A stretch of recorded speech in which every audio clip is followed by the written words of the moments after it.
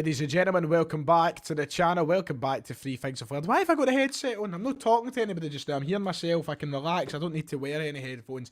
We're here to talk about Celtic 3, Raith Rovers 0 in the Premier Sports Cup quarter-finals. Celtic head through to the semi-finals, and in case you missed it, in case you've not seen the draw, Celtic will take on St Johnstone in the semi-finals in a month's time, I think it is. A return to Hampden for Celtic after missing out in both competitions last season. We got the job done in what was a kind of flat Thursday night game, but a 3-0 win, 3 goals, and ultimately a place in the semi-final is not to be argued with, and picking ourselves up from the loss at the weekend was important. It was important we went out and won and scored a couple of goals tonight. And lo and behold, we've done that. So, you know what, there's not too much to talk about in regards to the result itself. I think as a Celtic fan, we can be pretty much honest in saying we expected to win tonight. There was no excuse for Celtic not to win tonight, and for Raith Rovers to come to Celtic Park and take any sort of result would have been, you know, one of the shocks of the season, one of the shocks of the decade, really. It should be a game that Celtic are winning with ease. So the job's done, and whether it be a great performance or not, we got the win, and ultimately I'm happy about that. We'll kind of talk about the game from start to finish. We'll do as I usually do. We'll have a Q&A session. We'll talk about the facts that you want to talk about. We've seen a lot of Georgios Yakimakis chat in the comments. We will come on to that. We'll have to talk about that as one of the major talking points of the game. We'll talk about other things that you guys want me to talk about as well. A lot of people going on about Liam's scales and such. We'll get on to all of it, but we'll talk about the way we usually do, because this will be going up in a video format as well after this live stream is done, for those who didn't manage to catch it live. So yeah, keep your comments coming in and we will get on to that. I thought Celtic started the game, you know, pretty slow. I thought it was once again similar to the Ross County game. We had, you know, the lion's share of possession. We were controlling the ball and controlling the game, but there was no real, there was nobody really willing to step up, it seemed, early on, and it was kind of a slow tempo to it. It was that way. It didn't feel like there was a goal coming. We kind of warmed to that, but in the opening sort of exchanges of the game, it was pretty stale stuff. Do you know what? It feels weird to say. And we've not even touched on, we've not even touched on the DX lights at the start of the show. Brilliant. Well, you'd be all there for the light show. Couldn't miss it. Oh, you would be in your seat for 7:30 for the light show that started fucking 10 minutes late. So yeah, you know, and by the way, thank you very much to Joshy Boy for the 179 donation. I'm the one convinced by Carter Vickers. He said, I quite like Carter Vickers so far. We'll come on to that, but thank you for the donation, Josh. It does mean a lot. It does help out the channel. If you want to donate, you can. But yeah, I thought that, you know, we lacked a little bit of inspiration. The light show and all that passed. We get past all that. We lacked a little bit of inspiration in the early exchanges of the game. We needed someone to step up. But step up, Mr. Jota. I thought he lit up the game in the first half for us. He was the one that kind of took us into it a little bit more, provided that inspiration I thought we needed. Ultimately got the opening goal. He was a major part of the second goal from a bad as rebounded header. I thought he looked really good, and he's a really pleasant footballer to watch. And there we go. We'll tie in the first thing that we learned today. I think he is just, and I never like using these games. There's always a thing about Thursday night kind of cup games or midweek cup games in the darkness. And I don't know about you, I don't know if you guys will agree with me watching this at home. I never go to those games expecting too much. I never go to those games expecting to be thoroughly entertained. I expect to go and see us get the job done, because it's always off the back of a tough game at the weekend. It's always in the middle of a European games. I always expect those kind of midweek cup games in the darkness to be a little flatter and basically go in, get the job done and leave. I always expect, no matter who the manager's been, if it's been Rodgers, Lennon or now Ange, or before that, you know, as well, Dyer, whatever, I never go into those games expecting too much. So it's not like I went in and was let down by anything I seen tonight. It's pretty standard for me.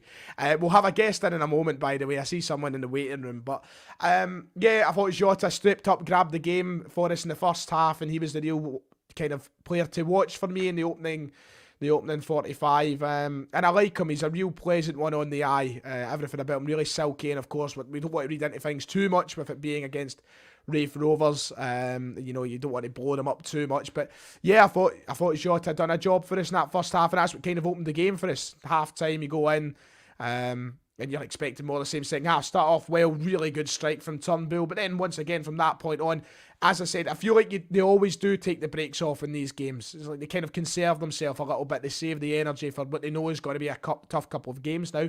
They've got an important game against Dundee United in the league they need to win. They've got Leverkusen next week.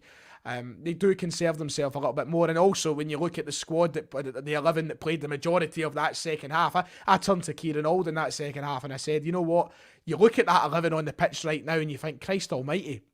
A couple of years ago, you would never have suspected the squad to look anything like that, the 11 on the park. You wouldn't know who half the players were. So, I never expected too much from the second half. When we went up 3-0, there was that thought in your head, we could go out and get a couple here, but I did expect the game to slow down, and it did. We controlled it, we never conceded, we never looked in danger, and I suppose that's what the job's all about, seeing us see out a game and take the win and get through to the semi-final. That's ultimately what it's all about. We're going to now bring in a guest which requires the headphones. I see him patiently waiting in the waiting area. Thank you very much to the donation from Bell, who donates 99 pence. Thank you very much. I'm going to bring in a Mr. Ryan McGinley. Ryan, hello, welcome along to the stream. Celtic 3, Raith Rovers 0. What did you make of that, mate? I pretty comfortable at the end. When it got to the end, probably the second half was just a procession, really. We just allowed the game to just peter out, which was absolutely fine because we'd won the tie. They were down to 10 men, they weren't going to chase. I thought we started off quite slowly again. I was worried that it was going to be Ross County all over again. It would just be a boring performance. But once Jota got that goal, we upped the pace a wee bit. It was a great pass from McCarthy into Jota. And that sort of got him into the game as well, McCarthy, because I think he fed off of that. I thought he started because before that he looked poor again, Ryan. To be quite honest, I think before he got that assist, he was misplacing passes again. He didn't look comfortable. He looked a bit lethargic for me. But he doesn't look comfortable on the ball at all. But do you think he changed a little bit after the assist? I thought he looked like he'd grown into it a little bit more. But there still is. It came off obviously quite earlier on in the game. But I thought he looked a little bit better after he got the assist. Yeah, definitely. I think he calmed down a wee bit once he got his assist. It was good to see most of the players coming to him and sort of congratulating him as well, because he's obviously had a bit of a tough week with obviously his performance against Livingston. So it's good that he has that sort of assist to show for it in this game. It's not his game to get assists. It won't be. That's his game is to sweep up the mess before the defenders have to deal with it. So it's good that he gets on the sort of, not the score sheet, but the sort of stat sheet, you could say. Obviously, Abada with a good header. He's deceptively good in the air for a guy that's 5'7". By the way, he leaps like a salmon. Good anticipation by him on the rebound, right place, right time. I guess you can say all that, but he got himself into that area well. And then Turnbull at the start of the second half. Turnbull done his best Chris Commons impression tonight, because the goal was the only thing that he done that was positive, in my opinion. I thought he was quite poor again, to be perfectly honest. But, I thought that, I don't know if you'd agree with me about Turnbull, but at the weekend I was very frustrated with both Turnbull and Rogic for holding the ball for far too long, and they were taking too long to take that pass and look for the final bit of move. They were just taking too long for it. I thought Turnbull done that again, and there was a couple of occasions in the first half where I sit, he was running to the byline, he was running to the corner flag and such with the ball. I'm like, release it, man, get a pass, do something. He's carrying it for too long. I thought that was there again tonight. The problem with Turnbull, I think, is that he thinks about it too much. And I think he's the sort of guy that doesn't take criticism too well either. I think if the crowd get on his back, then he could be one of these players that crumbles. But to be fair, he came out of the box in the second half. And got his goal early, and he put in an okay performance for the second half. But there was absolutely no pressure on us. I did say, look, there's Turnbull going to put in a performance because we're winning the game now. There's no pressure on him to sort of deliver. But he scored his goal. That was his 50th appearance tonight. That's mental that Turnbull's played 50 games already for us. How you've turned heel on what was your once favourite player? No, he still is. That's the thing. He just really, really infuriates me, because your expectations are so high from him. You expect so much quality of a player like him. Sometimes when you get a performance like that, you have to be honest about it, and you want to give the criticism. I'm like, I don't want to say I'm like Turnbull's dad, but that pressure, I want to push him to go further and further. He's one of my favourite players to watch, and he was definitely the sole highlight of last season for me individually. So I really just wanted to push on and and dominate games. I just want him to dominate games. It's nice to see him getting goals and maybe assists in some games, but I want him to properly take the game by the scruff of the neck and dominate it from start to finish. That should be the task for him, or sort of the objective moving forward. So, of course, the purpose of my post-match reactions, I always like to sit down and sort of do 3 things we've learned. I've already touched on Jota while you were off camera there. I thought, I liked what I seen from him tonight. Jota's a player who's continuing to impress me. The second thing I wanted to talk about was Liam Scales tonight, Ryan. What we've learned. I know he was on the park for a very limited amount of time, but I thought, when he came on, he looked confident. He looked assertive, and every time he had the ball, I just thought there was a real comforting side to seeing a defender with that sort of assurance in his game. I liked him, and I think he's a player who, of course, we're going to see a limited amount, I think, over the next wee while, especially with Julian and such due to return to training. And I think that Scales will be in and around the squad, but he will find it difficult. But tonight, I liked what I seen from the very limited cameo we had of him. Yeah, definitely. He looked confident without looking too confident on the ball. He was chasing balls that he'd maybe lost. He lost one ball and then got it back quite quickly, which was great. It shows that he's up to the task of trying to break into this Celtic team, and it was a really good cameo performance. He looks really fast for a guy that's 6'2", 6'3". Reminds me a wee bit of Aya. I don't want to make that comparison too much. I've seen a couple of people already. I've seen a couple of people on Twitter saying, "Have we found the new Aya in Liam Scales? The left-footed player, the kind of same physicality or the same physique, I should say." Maybe the comfort on the ball as well. Could it be the next guy? I don't want to get ahead of ourselves. I don't want to start dubbing people names, but could it be? That would not be a bad thing, because I really liked Aya at Celtic, and well done to him for bossing it down south. It looks like so far, it looks like a duck to water down there. He's looked absolutely brilliant since moving to Brentford. So fair play to him. But it's good that Scales came on and made a good account of himself. He looks really fast down that left hand side. And I do want to see more of him, and I hope he gets more opportunities. Maybe not at the weekend. I would want to.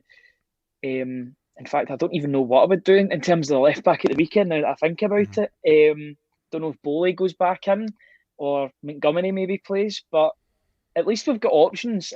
You might talk about how bad the options might be in terms of, like, you got a youth player and then a guy that wasn't fancied by Lennon, and obviously I think he done in Malaga or whatnot. But we've got options there, which is good. We can't say that for every position right now. So yeah, Scales, I liked what I seen as well. But on touching on that as well, I thought once again Montgomery didn't look too bad either. I don't think that I didn't look at his game and go, he's done anything wrong. And I said in the preview, the thing I like about Montgomery is I might not give him all sorts of credit, but he's done nothing wrong. He's been quietly impressed me game after game, and once again he quietly impressed me tonight. He's nothing to shout about, but he's certainly a player who, being shipped out of position, is showing a lot of positives and showing progression, I think, as a player. Let's be honest, it's good sometimes to not talk about a defender, because that means that they're not looking outstandingly bad and making mistakes everywhere. He just slots in quite nicely to this team. And going forward, I think that Montgomery will be your starting left back. It's just a matter of time before he properly breaks into the first team, and then you won't get him out of the first team. But it's all about watching how much game time he gets, managing him correctly, and then he can make that sort of transition seamlessly. But I think we will be seeing a lot of Montgomery in the future, because, we signed him to a 5-year deal in April, May time. So he's definitely well fancied by the higher up people at the club. And Ange obviously sees something in him because he keeps on playing him. So I think we will see a lot more of Montgomery, but I'm quietly impressed so far. And before we move on to the third thing that I want to talk about from tonight, the third thing that we've learned, we were both there tonight, Ryan, in an atmosphere that you expect in these sort of games. It is a bit more dampened when we go to the kind of midweek cup games. Wow, cup games. But the disco lights, that's just tremendous. The D Generation X special tonight with the lights. Oh, you must have enjoyed the light show, mate. You must have enjoyed it. See that sort of flair and that spectacle, you would never get that from John McGinn, and that's all I have to say on the disco lights. John McGinn's arse is 10 times that, Ryan. I tell you that right now. after that Freudian slip you just had about a minute ago, and then you're talking about John McGinn's arse. I do not want to be going down that road. Thank you very much. Uh, This really is the Ryan 118 show after dark. It's a it is real. quarter It's to quarter 11. to 11. We're past the watershed tonight, boy. Anything goes when we're on at this time, I'm telling you.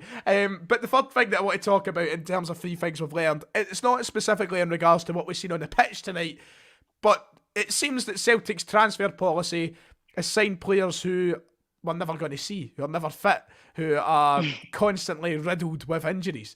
Now, Georges, yeah, I heard, so first half, obviously, we didn't see Giakoumakis start or nothing. We seen him around the pitch and such, and he was involved in the bench. We seen he was on the bench. I'm thinking he might come on for 10 minutes tonight.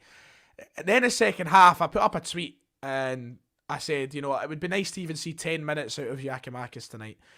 Someone then quickly pointed out to me in the replies to that tweet that they hadn't seen him. They went up the tunnel at half time, he hadn't came back from the tunnel, and apparently wasn't even sitting on the bench. I said, well, that was odd. You know, I was like, is he that out of breath? You know, is Anne saying, no, you're not having that. The news is now broke post-game, and a lot of people might know this already, but the news is now broke post-match that Giakoumakis is injured his calf in the warm-up, and is waiting on a scan now to see how bad it is. Now, it's hard to weigh up how bad that is for Celtic in regards to the player himself, because we've yet to see him play and we don't know quite what he offers us. But, you know, when you look at Kyogo being out, you look at now Giakoumakis being out, and you look at the fact they've just spent £3 million on a guy who seems like he can't get fit, it is quite concerning, Ryan. It is concerning, and I think that's the reason why Ayeti came off so early as well, early on in the second half. I was trying to look for Giakoumakis in the half-time sort of warm-up, or what the subs were doing. They were sort of doing their wee circle of warming up, and I thought he was warming up, but I must have been getting mixed up with Beaton. I don't know how I got that mixed up. From a distance, it might have been there. I don't quite know the exact. I don't think he was. I'm going off a reply from what I had in one of my tweets saying that they never spotted him at all in the second half of the bench. They went up the tunnel. It's not ideal at all, especially for a guy that's not even made his first appearance for Celtic. I mean, he's only made his first appearance on the bench tonight, and even then it looks as if they've just put his name on there when it comes to the kick-off to sort of shut the fans up. Like, he's there, he's here. He is alive, he is real. You've not just dreamed him up, sort of thing. I know. I imagine that.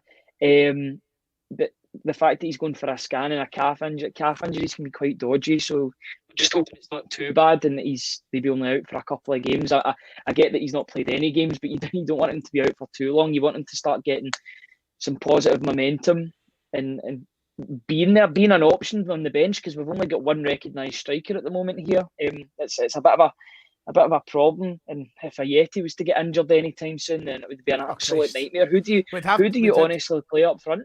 I think that it would be a case of playing Jota in the middle, maybe. I think that's what we'd be looking at, something like that.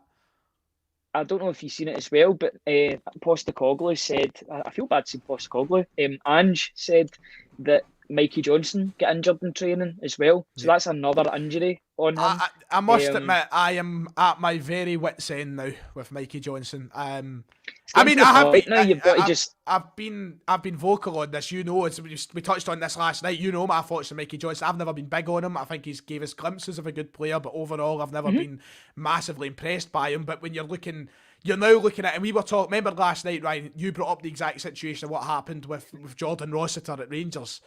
Is that Mikey Johnston? Are we just never going to... I was actually thinking about that there. I was like, that's actually a pretty good example that I made last night, because Jordan Rossiter, when he was at Liverpool, did show a lot of promise in the early days. He showed a couple of really good sub-appearances and that, and then he just constantly got injured, and he can get no momentum out of being injured all the time. I looked at it. Mikey Johnson turns 23 in April next year. Yeah. He needs to be playing games. He's only played, 30-odd games in the league, which is mental. He should have played a lot more than that. I'm at the point where I'm thinking about, I think that for the best of Celtic, it's a player that we might have to move on. I don't think he offers much at this point, in all honesty, when you're looking at someone who's season after season, consecutive seasons, wasting up wage bills and such, and injuries. There's really no point in having him here. Which is a Yeah, shame. It's absolutely. like he can't help it at the end of the day. You know, injuries are injuries. But there is a point where you've got to line up the argument and going, well, is it worthwhile? Is it best for business, as they would say in WWE? That probably isn't. Having a guy on there's Ryan, the authority, coming to the fore I there. was about to say, you're throwing it right back to like 2015 era WWE is best for It's business. golden age for me. Golden age for me. No, it's got to that point. You're like, it's really not helping Celtic having this sort of guy on the books. When you could maybe bring in another sort of left winger that could come in and do the job and be available, because for a lot of last season, Mikey Johnson wasn't available, and the start of this season he's not available. And he came on for 10 minutes, and then all of a sudden he's injured again. I know what happened in training, but it could have easily happened up in Livingston's pitch. It's not ideal to have a sort of I don't want to say a liability, because I feel like that's too strong a word for him, but it is getting that way, that he's just not reliable in a fitness sort of perspective. It's not ideal for us. Well, let's kind of wrap it up around there, unless you have anything. I'll ask you in a minute, right, because obviously you missed the start, but we'll be touching about a lot of this in the podcast tomorrow. Of course, we'll be back with the Celtic the Thunder tomorrow. We'll have a lot of conversation about Celtic's injuries and fitness issues and results and the Dundee United game cut. We'll talk about everything tomorrow in a far greater depth. But Ryan, is there anything you'd like to throw in before we end tonight's stream? You did miss out the wee first part. Anything at all that comes to mind before we do wrap this one up? Off of tonight's result and the way we played, Jota is just a joy to watch when he's in full flow. And I think that when Jota plays with Kyogo, you get two very smart players on the ball. Those two will be an absolute joy to watch. I'm just hoping that Kyogo can sort of have the same sort of relationship with Jota that he had with Christie, because Christie had a really good relationship in those 3-4 games. The two were linking up. Yeah, that's what I want to see. I want to see Kyogo bringing the best out of other players, which we did see before his injury. He makes everybody around him better as well with his movement, gets everybody involved. In terms of other points, it was good to see Abada score again. I really like Abada. You know that. I absolutely love the guy. He's just very... And even at the end of the game, he was one of the last guys to come off the pitch, and he was hearing his song getting sung, and he was pointing to the badge and that. I was like, I'm just loving this. This guy's living the dream at Celtic. He's really settled in quite nicely. So I just hope he can kick on and do well, which I know he can. He's got the ability. It's just all about consistency with him. Well, that's apart from that, I think that's it. Brilliant. Love that, Ryan. Thanks very much. And that'll do us for tonight. We will be back with the Celtic the Thunder tomorrow. If you've got questions for that show, make sure to follow us over on Twitter at Celtic Podcast. That's SELLIK Podcast. And you can get in some questions for tomorrow's Q&A segment on the show. Ryan, thanks very much for coming out this evening and joining in with me, even if it was a wee bit late. We have to all get home in the traffic. Who cares? The offer was there and you took it up. So what a man. Make sure to hit like and subscribe. And thank you all for coming out. And I see you all next time.